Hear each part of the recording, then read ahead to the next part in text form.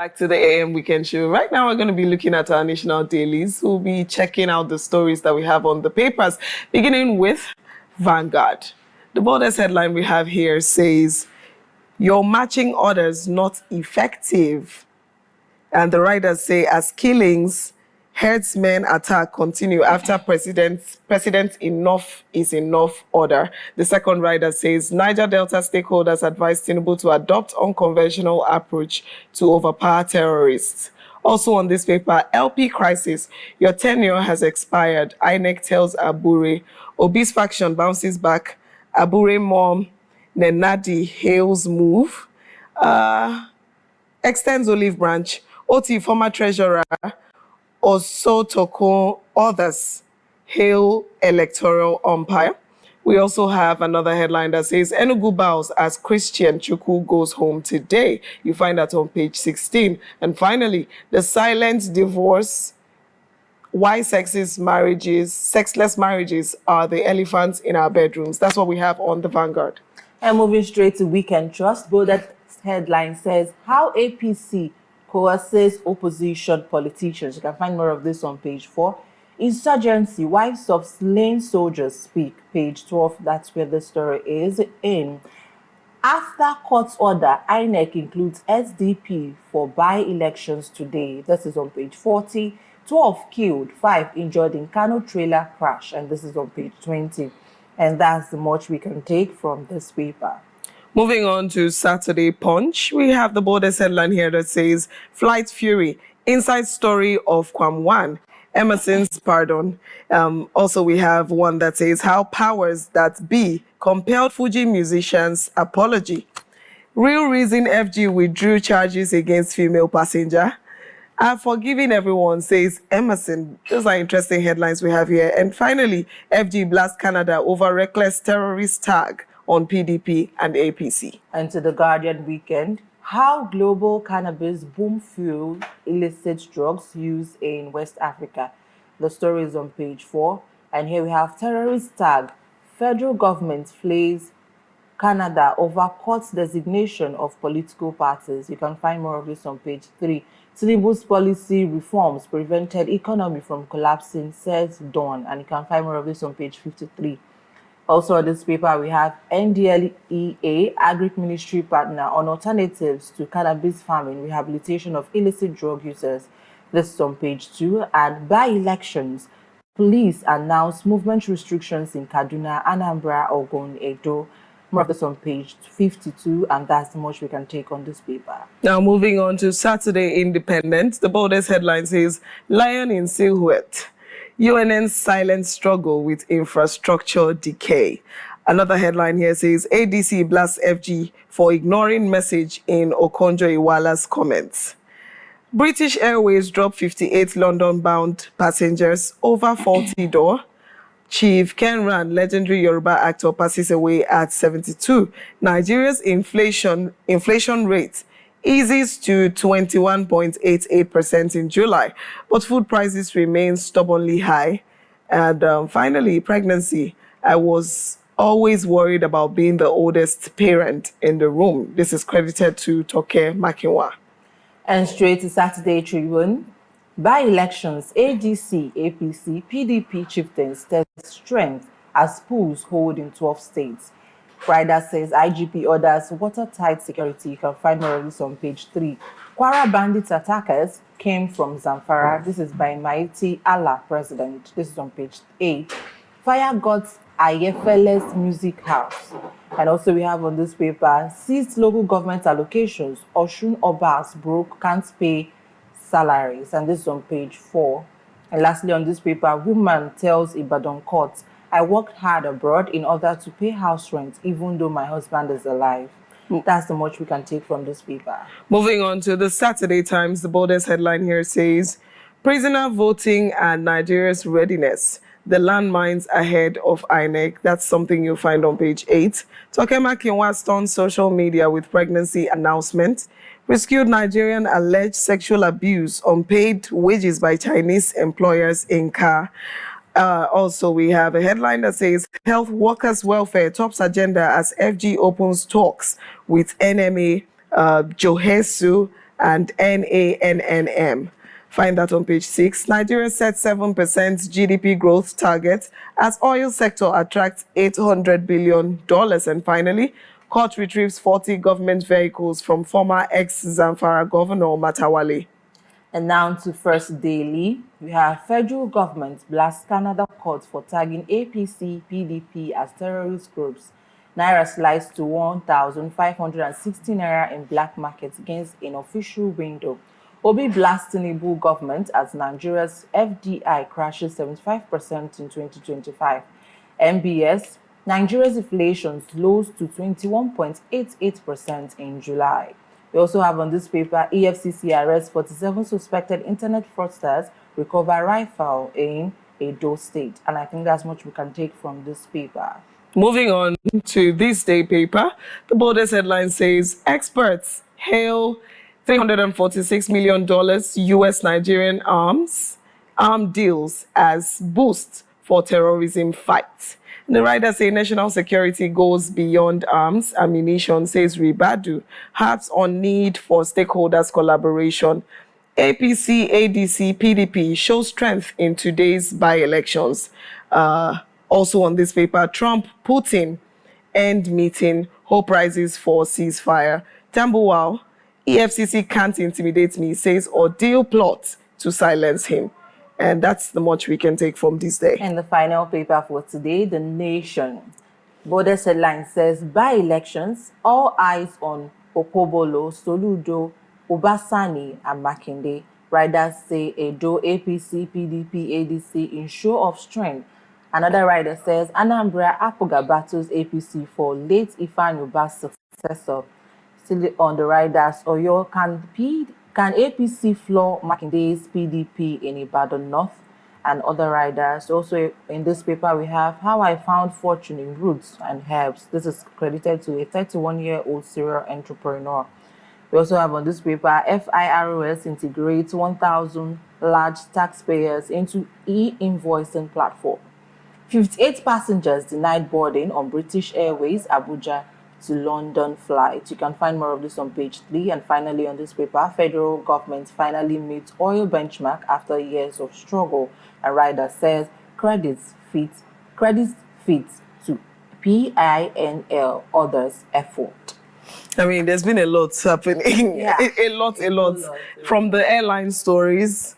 We're also seeing one from British Airlines and I mean, and then politics, a lot of political stories. Today Today is an election in Edo, okay, Anambra, have by-elections, and particularly in Anambra, today is the election to replace the seats of, I think, 2 persons. One is the late Ifeanyi Uba, and I know it's been a lot of things within the week. We've heard news where INEC is saying that people are coming out in turns to register for votes and all those things, and we hope that everybody come out to vote, and we hope the elections today is going to be very peaceful.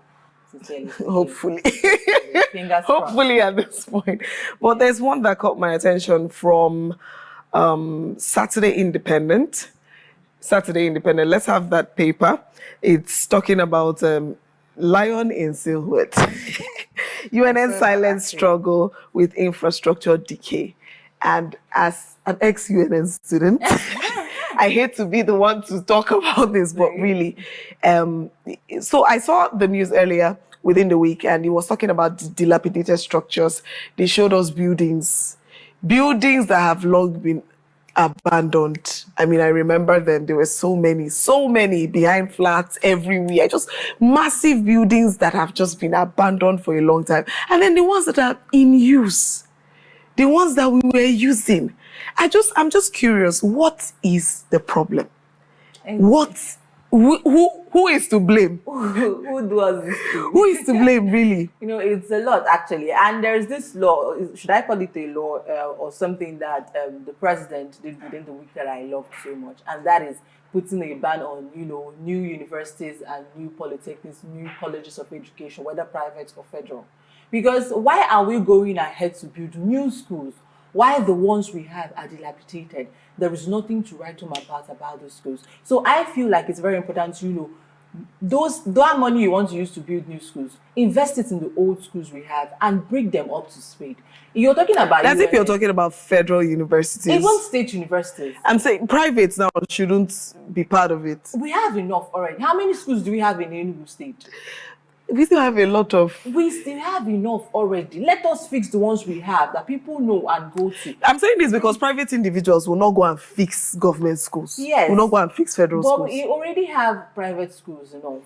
So I feel like it's okay to a large extent. Let's no schools anymore. Let's focus on the ones we have. People are going to private schools because they do not trust federal and state schools. That's why many people are going to private, and it's not everybody that can afford it. At the end of the day, when a private school student, the other day somebody was having an argument and said that somebody that goes to a private university and come out with 2 is better than somebody that went to a state university or federal university and come out with a distinction or first class. And it was an argument, and people were saying it's true. That's because of the state of the universities here in Nigeria. You're talking about UNN. I was in UNN May, June for some projects, and it's nothing to write Don't home get me about. started. Seeing the female hostels don't and get me- everything. IMT too has its own problem, but I feel like, gosh, it feels like IMT is a little better when it comes to structures because it was so bad. It was so bad. And to talk about this university, this is the first university that comes to mind whenever you remember Nigeria. So why is it in that state? And the other day also, within last 2 weeks, we heard that, the dentistry department is seeking for 36 million naira to equip their labs. If they don't do so, they'll remove their accreditation, which means the students within that period of time will not graduate. Will not do anything. I don't know if they have been able to fix that situation at this point, but it's so bad. So now, going back to whether more focus should be given to the university. You see my problem with Nigeria as a whole. We were talking about something similar the last time. We can all agree that this one is priority. We can all agree that this is where we should focus our attention on. And so whenever something else comes up, we'll say, no, leave this. Let's focus on this. What is the guarantee that if we leave this, we're going to focus on this? I'm at this point where if any law is passed, if any bill is passed, if anything is put out there, if it's of any benefit, please, let's go.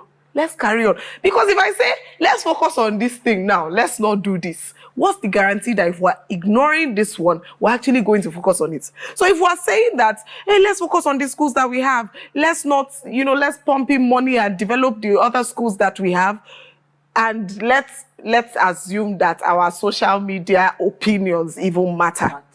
True. Let's assume that all our querying, all our typing, all our worrying with our keypads even counts. Let's assume that it counts.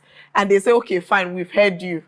We're not going to, what is the guarantee that that money is going back to this other place? What is I understand what you're saying. So when I saw the something, I said, okay, fine. If she be private, Kasha, that's where I have a problem, because I think that private schools should be free to do what they want to do. It's individuals coming out to do. Because you mentioned, you made a strong point, which is the fact that people are leaving the federal and the state universities for private. If more people are leaving, then we need more private universities. Now, another thing is, let's be honest, some of these private schools, aside from the few we know their names, some of these private schools do not get up to the cadre. Let's be honest. Some of them are just there for business.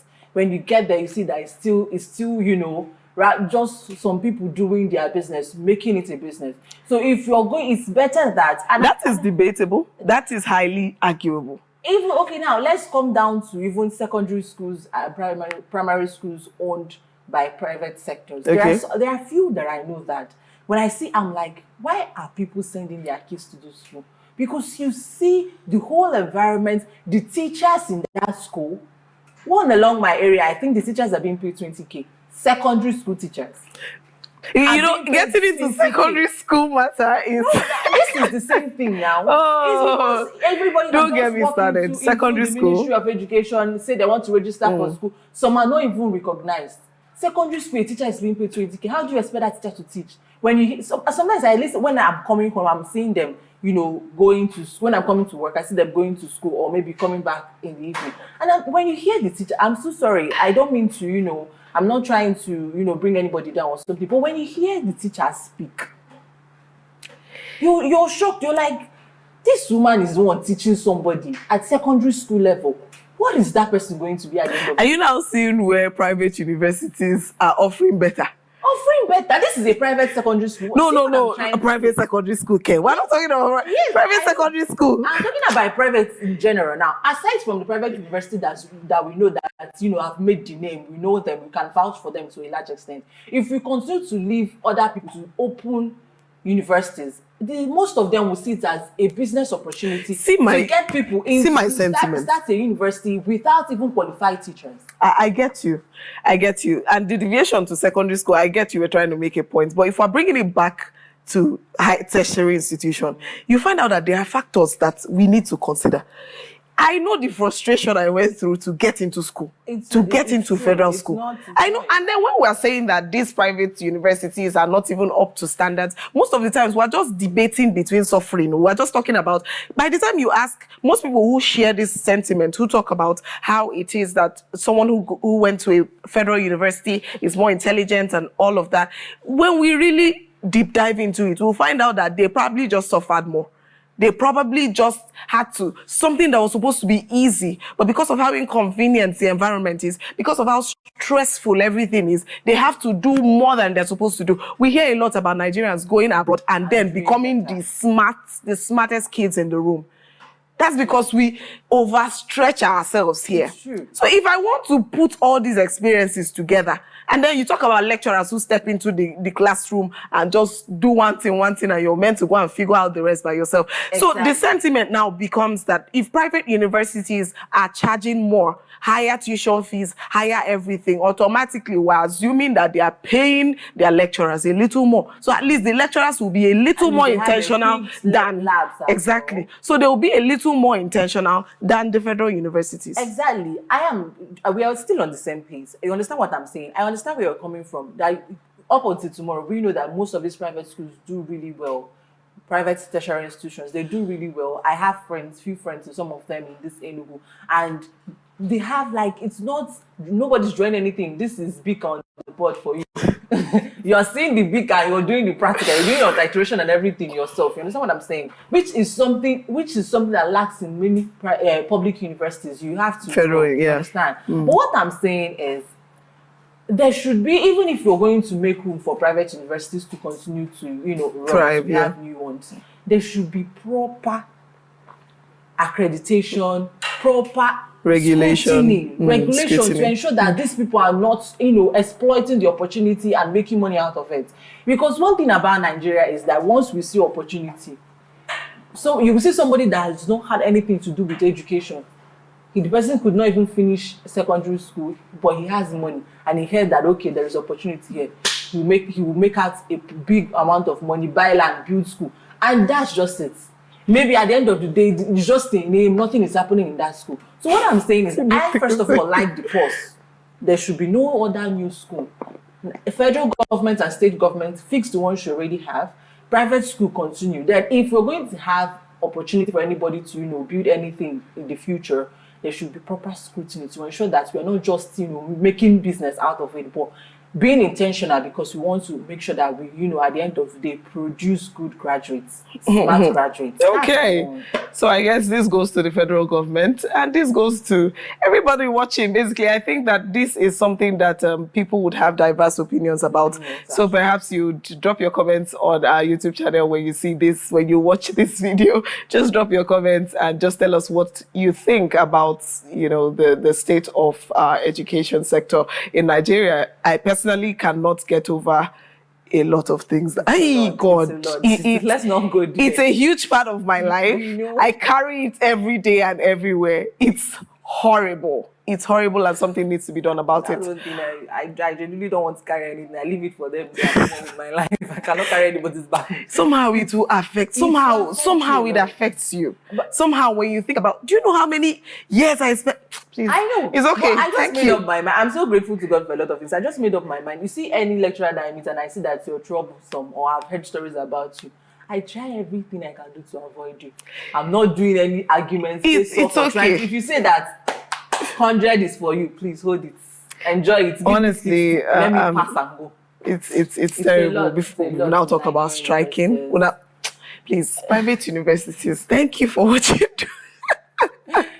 Well, of course, that's my personal sentiment, but you can feel free to like share your opinions with us. But this is where we are going to be ending the review. Up next on the AM Weekend Show is our fitness segment. And Ogochukwu, we went to the gym again. So yeah, just take your positions and work out with us. We'll be right back. Don't go anywhere.